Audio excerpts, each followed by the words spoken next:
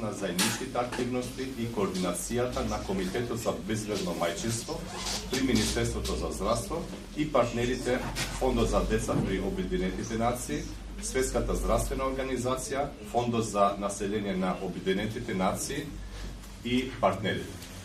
Глобалниот извештај за 2025 година покажува дека стапката на смртност кај новородечињата за неполна деценја е намален за 87% од 8,1 на 1,1 смртни случаи на 1000 живородени деца, а стапката на смртност кај деца под 5 години е намалена за 75% од 11,1 на 2,8 на 1000 живородени деца, како и зајакнување на подготвеноста за транспорт.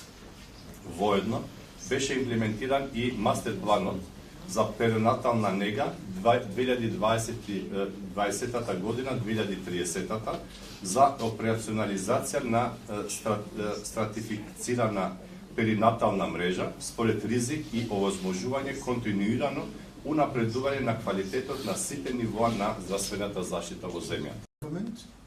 Past and present that has led us to where we are today continues, and that we celebrate the work of the health workers at the front line who have been doing this work diligently over the years, and that the support for them continues.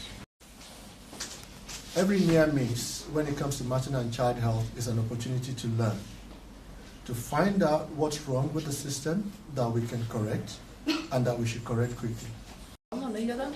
Живородени, така да тоа е успех постигнат затоа што на 1000 новородени вие кажувате колкав е процентот. Сепак има успех во третманот.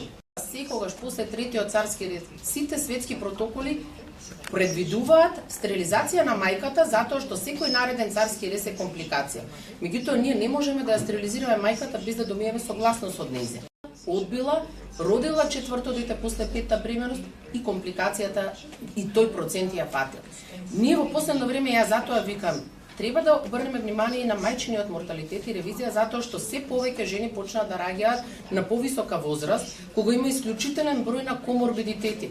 Треба да се ревидира и мајчината смртност затоа што се повеќе, верувајте ми, постари пациентки со коморбидитети раѓаат и се повеќе имаме гинеко-онколошки пациенти кои што заради возраста веќе ќе имаат и онколошка болест и после тоа и раѓаат. Така да наредниот фокус се согласувам дека треба да биде на ажурирање на протоколите, на препораките за царскиот рез непотребно да не се прави, тука треба се вклучат сите здравствени институции. Тие се протоколи кои што се даваат и се праќаат до сите здравствени институции кои што треба да се следат и на тој начин се покриени здравствените работници, а се покриени и самите пациенти.